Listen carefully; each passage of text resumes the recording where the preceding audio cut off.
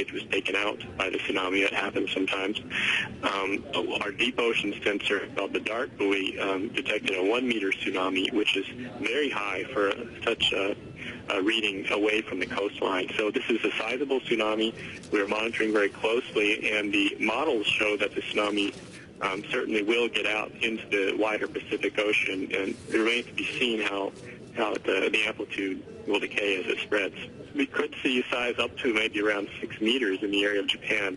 And luckily, Japan has a really sophisticated tsunami warning system. They have, for example, gates that close off the rivers and canals that lead into the water that helps prevent the tsunami from traveling inland.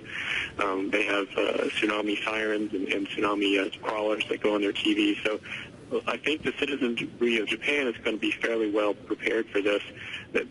The bigger worry, perhaps, for the tsunami itself would be the smaller nations around the Western Pacific. Some of them may not be as well prepared as Japan is for a tsunami. And, of course, we're watching very closely. Being in Hawaii where we are, we're very concerned with Hawaii, too. So we'll be monitoring the situation closely. Hawaii is in a watch right now, not in a warning. Well, that was Brian Shearer of the Pacific Tsunami Warning Center talking to us earlier, and just as he told us there that Hawaii was on a watch. But later on, Hawaii has actually issued an alert to its residents in some parts of the island chain to evacuate as warnings of that tsunami bear down on the island there. Now, offers of help have begun pouring in from the international community. Everybody's moving very swiftly in the wake of this earthquake. The United Nations says it has 30 international search and rescue teams on alert. And Russia is also ready to help with the aftermath. Earlier, the Japanese Prime Minister told his people that help is on the way. To the people of Japan, you probably have already seen on television and heard over radio that at 14:46 today, an earthquake hit of 8.4 on the magnitude scale, centered around the shores offshore Sanriku. It was a very strong earthquake. And in the Tohoku region, mainly and over a wide area, damage has been inflicted. I offer my deepest sympathy to the people who have suffered the disaster. Regarding our nuclear power facilities, some of the nuclear power plants have stopped automatically, but so far, no radioactive material or radiation has been confirmed to have been leaked to the outside.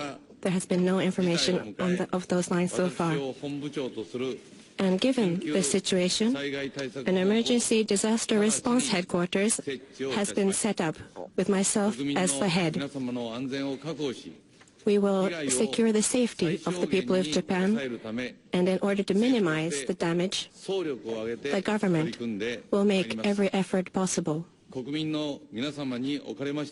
And we ask the people of Japan to continue to be cautious and vigilant and keep tuned in to the reports on the television and radio. And we ask the people of Japan to act calmly.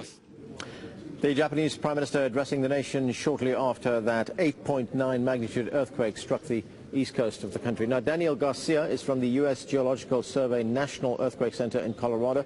Earlier, he gave us an idea of the level of preparedness Japan has for this kind of disaster. Japanese people were the first in setting up this kind of safety systems, not only for nuclear power plants, but also for super-speed railways, and they were the first developing early warning systems worldwide. So clearly they're probably the #1 country in treating earthquakes. This is coordinated by the Pacific Tsunami Warning Center, so you can always access the information given by them, which is they are the authority, and they have deployed buoys all around the Pacific, so they can issue alerts to all the countries around the Pacific, and also they are coordinated with the Indonesian Tsunami Warning Center created after the Sumatran earthquake in 2004. So, but basically the idea is that that population has to leave the shore and don't go back after several hours, because you have to remember this